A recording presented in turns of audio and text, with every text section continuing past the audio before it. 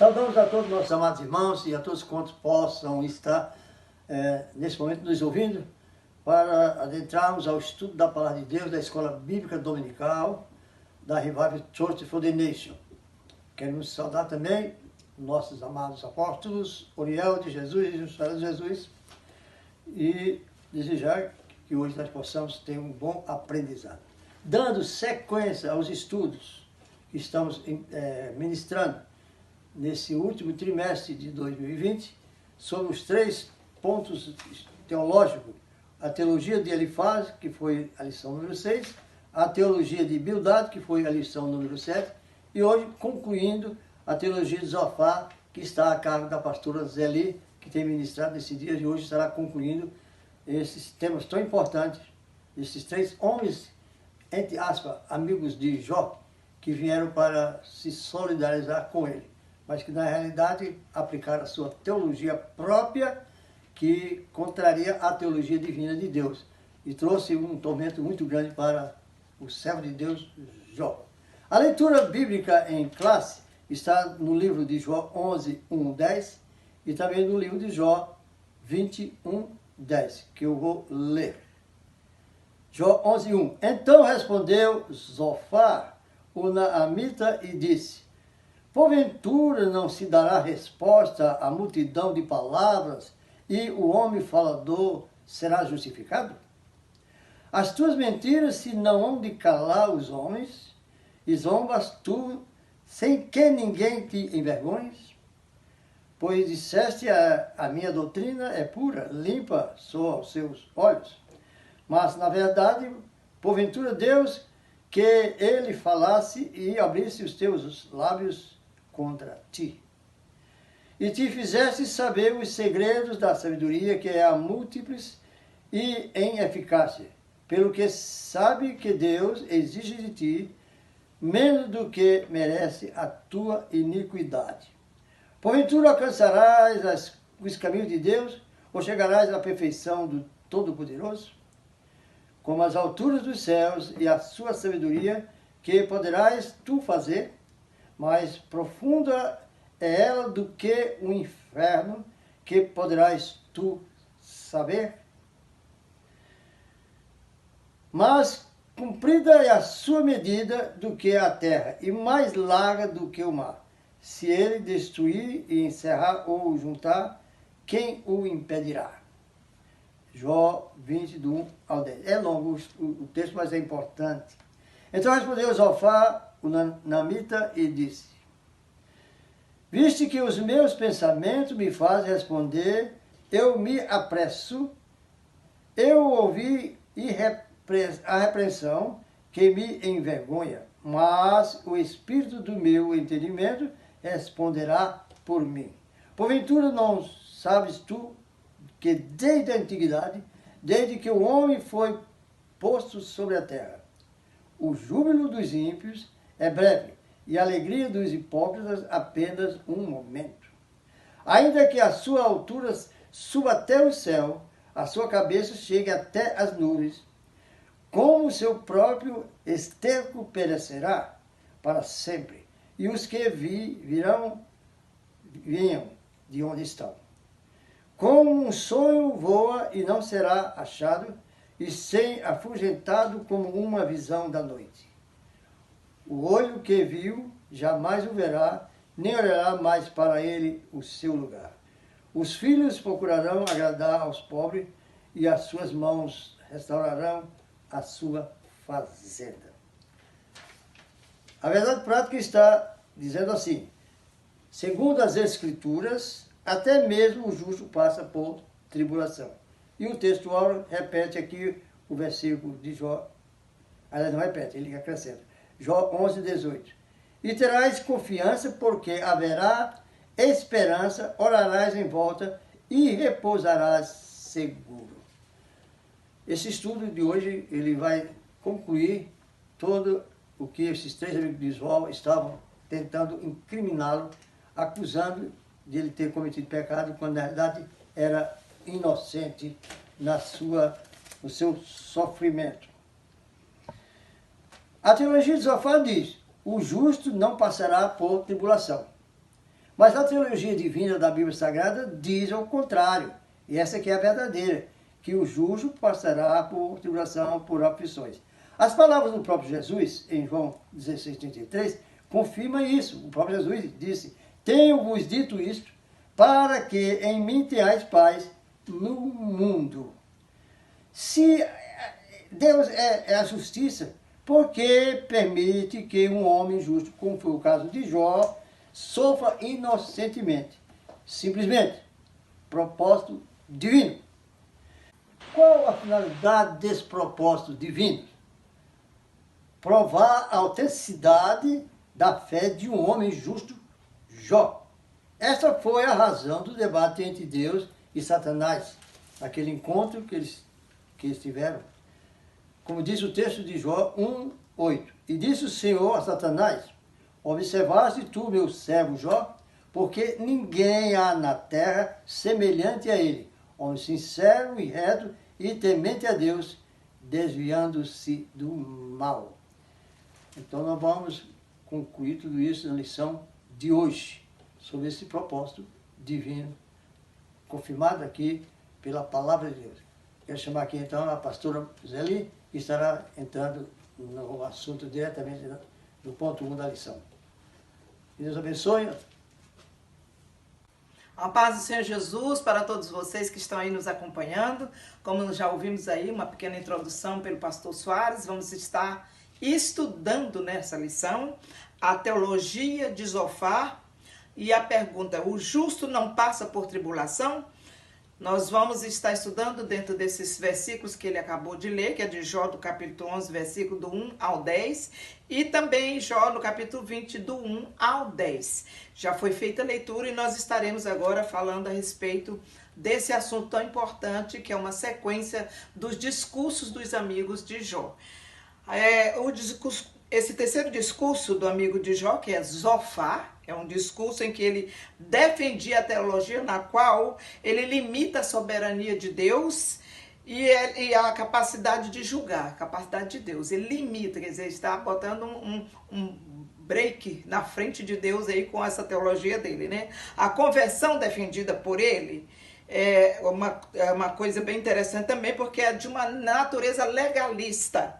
E o sofrimento de Jó, segundo o entendimento dele, que tanto ele como os outros amigos, eles estavam sempre fazendo parte de um sábio julgamento. Então ele dizia que Deus estava fazendo um julgamento da vida de Jó. Por quê? Porque eles insistiam que Jó estava com pecado escondido, o pecado oculto.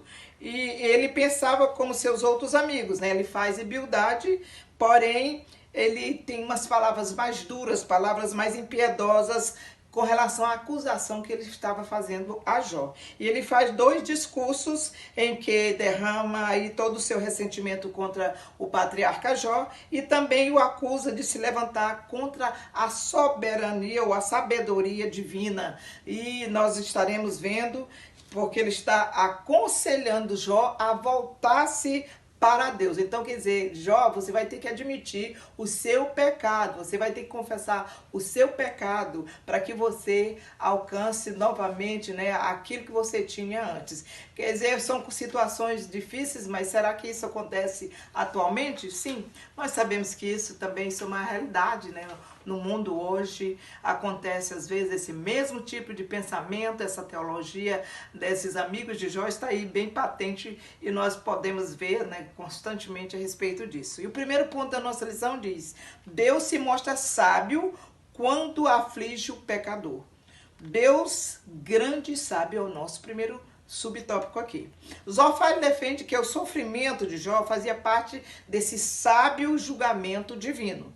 E para ele, Deus demonstra que dessa grande sabedoria em reprimir os maus. Isso é punir também os maus, trazer consequência para aqueles que estavam praticando ou que praticaram alguma coisa do mal. Por outro lado, os bons jamais passam por tribulação. Olha só que pensamento, contrariando as escrituras que nós estaremos vendo mais tarde. Pastor Soares já falou alguma coisa a respeito disso e nós precisamos estar sempre atento, porque o que nós queremos é viver, é vivenciar, é crer naquilo que diz as escrituras sagradas. Para ele, quem deve algo tem que pagar. tem que pagar realmente. Com dureza, ele não demonstra assim nenhuma compaixão pelo sofrimento do seu amigo Jó. Pelo contrário, ele só estava maltratando com essas palavras duras, palavras que ele não tinha pena alguma em pronunciar, ofendendo o seu amigo. Ele acusa o patriarca de se comportar como um animal. Olha só a situação das palavras dele, se comportar como um animal irracional e até como um jumento que não tem entendimento. Em Jó, no capítulo 11, versículo 12, está falando isso, né? Então, nós vamos ver que essas palavras são palavras duras que ofendem qualquer pessoa. Jó, naquele estado todo, teve que aguentar tudo isso, né, todas essas palavras de Zofar.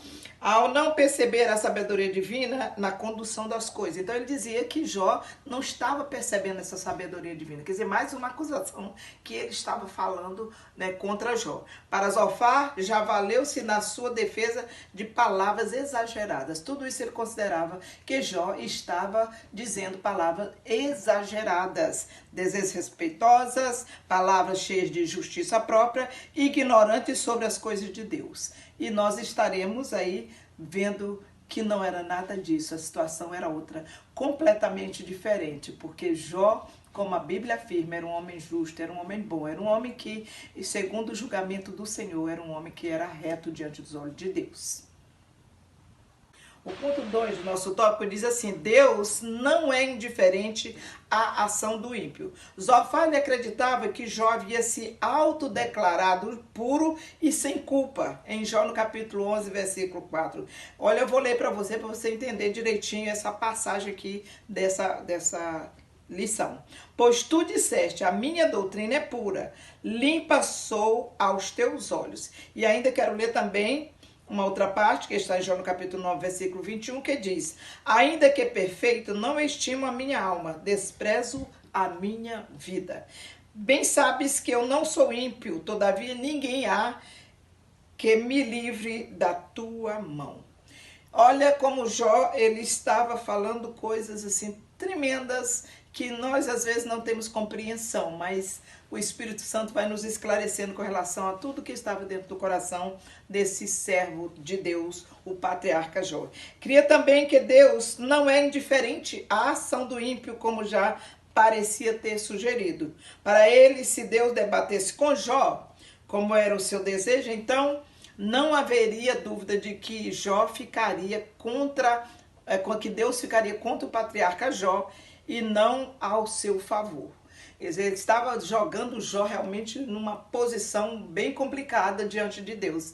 Mas Deus é maravilhoso, soberano, Deus é justo, e é por isso que nós vemos todos os resultados dos acontecimentos na vida do patriarca Jó. Então, nesse embate, Deus revelaria a Jó os segredos da sua sabedoria. E Jó veria que ele estava sendo sábio em tratá-lo como merecia. Logo, Jó seria condenado. Quer dizer, o pensamento de Zofar está aí mais se embaralhando aí nos pensamentos do coração de Jó.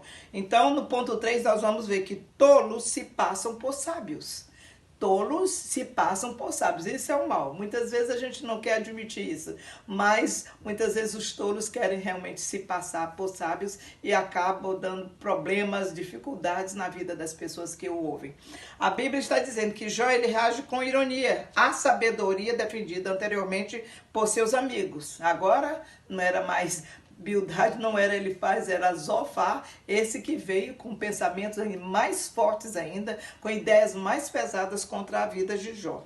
E Zofar e seus amigos haviam se levantado como legítimo representante do verdadeiro saber. Eles se consideravam assim. Então Zofar pretende representar o próprio Deus. É um dos seus discursos, ele manifesta esse desejo. No entanto, Jó sabia que isso não passava de charlatanismo. Olha só, charlatanismo. Vós, porém, sois inventores, o que Jó diz para ele. Vós então sois inventores de mentiras e vós todos são médicos que não valem nada. Foi uma reação dura da parte de Jó. Por quê? Porque ele estava já cansado de ser tratado daquela forma, de ser acusado por coisas que ele não fazia. Então a paciência de Jó também estava chegando no limite, não é verdade? Isso acontece com qualquer pessoa quando é acusado injustamente. E é o que aconteceu com o nosso patriarca Jó. Jó está resoluto em deixar os seus amigos e ir à procura de Deus. Deus. Ele tomou uma decisão. Você chega desses amigos, mas eu sei aonde eu vou procurar, aí receber uma palavra, ter uma decisão.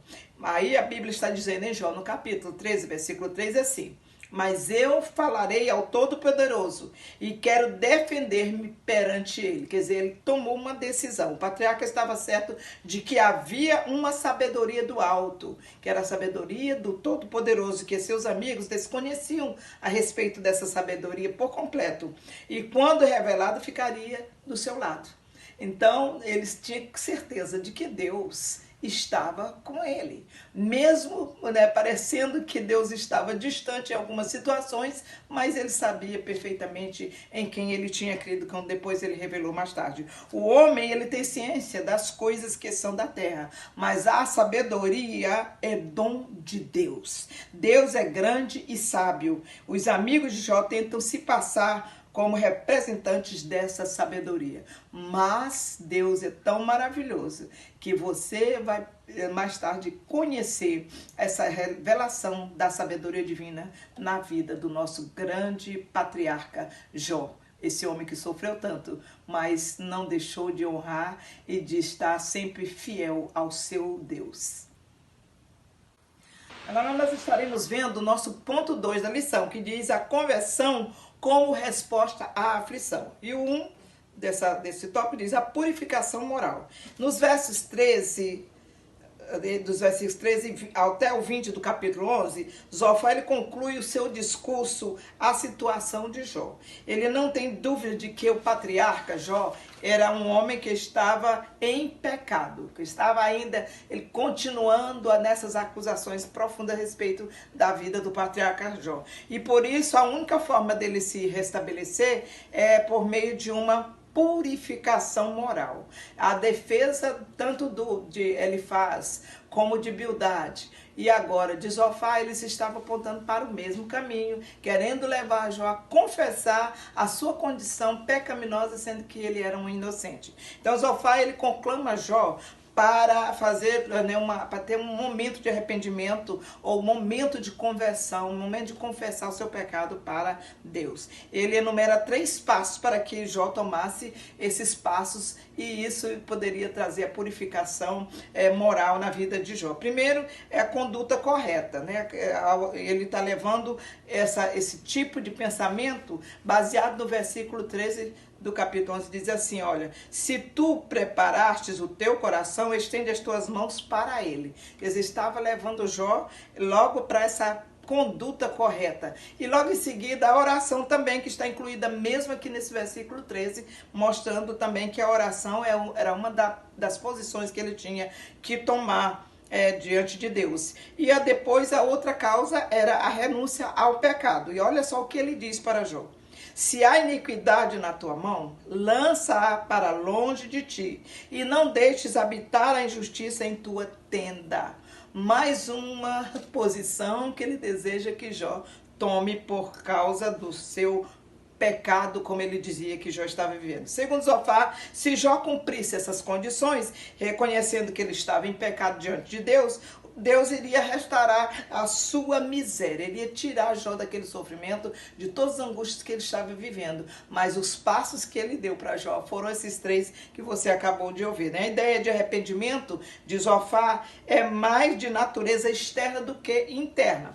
O que está em vista aqui é uma teologia do moralismo salvífico, em vez da graça divina, porque se ele cumprisse aqueles ritos ou aqueles rituais, então ele estava se restaurando diante de Deus. E aí não era aqui a manifestação da graça divina na vida de Jó. E nesse caso o arrependimento não passava de um meio ritual. Não é verdade? Tem pessoas que acreditam dessa forma, que através de rituais podem alcançar a salvação, através de rituais podem alcançar o livramento de alguma coisa que está acontecendo na sua vida. Mas isso é um engano, porque não é dessa forma. É a graça de Deus manifesta na vida de cada um de nós, porque é através da graça que nós alcançamos a misericórdia de Deus, nos alcança e nós alcançamos o perdão, nós alcançamos uma vida plena em Cristo Jesus. Para Zofar, simples prático desses ritos trazia consigo o poder de conferir o favor de divino. Quer dizer, é uma coisa interessante. Gente,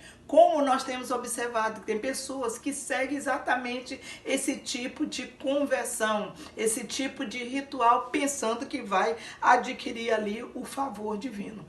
E as coisas não são bem assim. Hoje é uma prática bem conhecida como o legalismo religioso, que muitos estão vivendo exatamente desse tipo de legalismo religioso. E o ponto 2 diz, é possível negociar com Deus? É possível? Eu quero fazer essa pergunta aí para você. É possível negociar com Deus? Estudiosos eles destacam que Zofar ele tentou induzir Jó a negociar com Deus a fim de se ver livre das suas dificuldades. É um outro tema também que nós trazemos para a nossa atualidade. Muitas pessoas querem barganhar com Deus para sair das suas dificuldades. Mas Deus não é Deus de barganha. Deus é um Deus de misericórdia. Deus é um Deus que se compadece porque Ele ama. É o amor de Deus manifesto para que possa nos trazer ou nos conduzir novamente ao caminho que Ele deseja que nós estejamos vivendo. E nós louvamos a Deus por isso. Era exatamente isso que Satanás ele desejava da vida de Jó. E a Bíblia está dizendo que em Jó no capítulo 1, versículo 9, então respondeu Satanás ao Senhor e disse, porventura teme Jó a Deus debalde? É a pergunta que foi feita desde o princípio no capítulo 1 e versículo 9, e ela fica aí com você, para você entender por que Satanás queria tanto que Jó confessasse o pecado. O diabo acusou Jó de viver uma fé interesseira com base nas promessas de prosperidade em troca da sua obediência. Se Jó tivesse seguido aí o conselho de Zofar, teria feito exatamente o que o inimigo queria que ele fizesse. Mas louvado seja Deus, que Jó não caiu nessa, né? Então, vamos ver o que diz aqui o ponto 3, diz a angústia de Jó. O que foi que aconteceu com o coração do patriarca Jó? Diante das insistentes acusações dos seus amigos e do silêncio de Deus, porque os amigos acusavam e Deus estava em silêncio com relação a tudo que eles estavam almejando no seu coração. Então, Jó ele começa a dar sinais de desânimo. O capítulo 12 a 13 está falando isso, e ele manifesta de vez a toda a sua condição humana. O justo sofre. Então ele chegou a essa conclusão. O justo sofre. Porque ele era um justo e ele estava sofrendo. E você, quem sabe, você também está sofrendo, está passando por uma situação bem difícil, dramática mesmo. Mas saiba de uma coisa, o justo sofre. Mas nós louvamos a Deus que nós sofremos sabendo, como Jó mais tarde veio descobrir, que o nosso Redentor vive.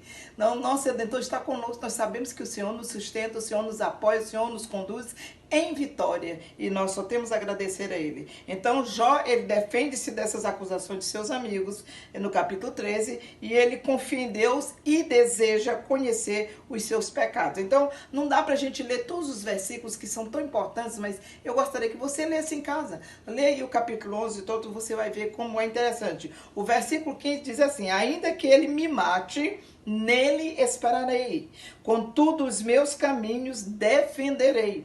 Eis que tenho ordenado a minha causa e sei que serei achado justo. A confiança que ele tinha nesse Deus, né, nessa maravilhosa graça do nosso Deus. Então, duas coisas somente faze comigo. Foi o pedido dele. Está aí no versículo 20, você pode conferir na palavra do Senhor.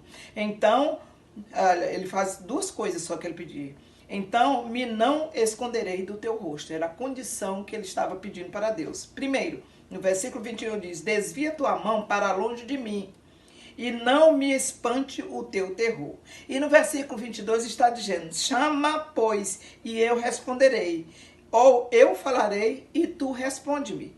Quantas culpas e pecados tenho eu? Olha só como ele se aproximou, né?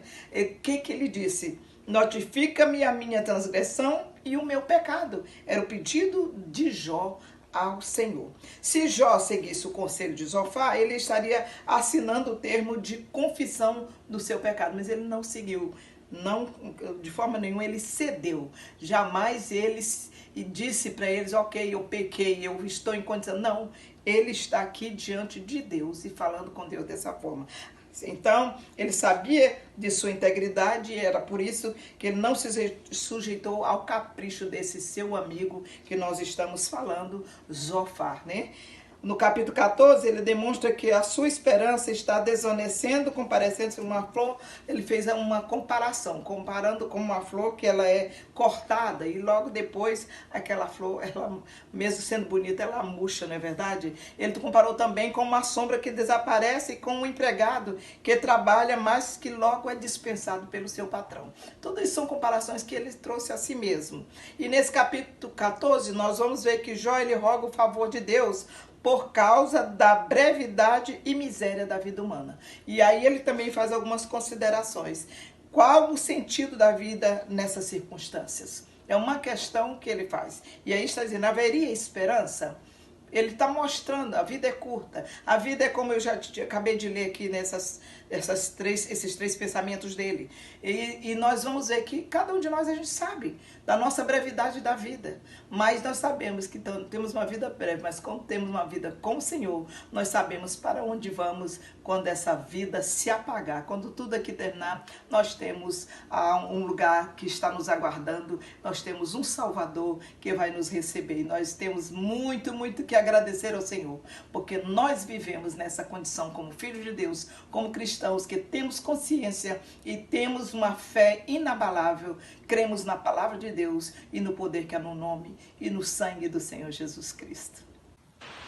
A lei da retribuição não se aplica a todas as esferas da existência humana e nem explica os caminhos soberanos do Altíssimo, pois Deus também faz que o sol se levante sobre os maus e sobre os bons, e a chuva desça sobre os justos e injustos. Mateus capítulo 5, versículo 45. Então nós vamos mais uma vez entender que tudo que Jó estava vivenciando, ele sendo um homem justo, um homem bom, realmente era propósito divino, propósito de Deus, com uma finalidade específica. E nós vimos como Jó continua a sua defesa contra esses seus amigos, esses argumentos dos amigos que o cercaram o tempo todo, trazendo palavras duras para que ele pudesse ser acusado o tempo todo de pecado sem ter cometido. Então ele está convencido de que é inocente e que não cometeu nada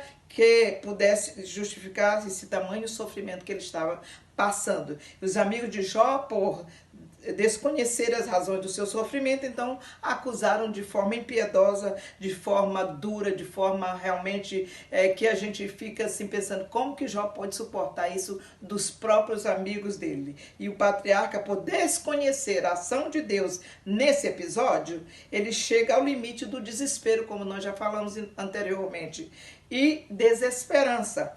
Por quê? Porque todo ser humano, quando chega uma condição dessa, meus irmãos queridos, queridos ouvintes, não há ninguém que esteja nesse corpo que passando por tanto sofrimento, não tem um momento em que venha uma desesperança, um momento de angústia, de desespero às vezes. Mas o Senhor está agindo na vida de Jó e age na nossa vida e agirá todo o tempo, porque nós confiamos que Ele é o nosso Deus, Ele é soberano, Ele está sempre com os olhos fitados sobre as nossas vidas. Todavia, como das outras vezes, mesmo angustiado e não sabendo como Deus permite tudo isso, Jó não diz palavras de blasfêmias contra o seu Criador. E eu espero que essas lições, esses três amigos de Jó, nos falaram coisas extraordinárias para a nossa vida. Mas nós temos que continuar cada dia dos nossos sofrimentos, das nossas angústias, dos momentos difíceis que passamos, nós temos que confiar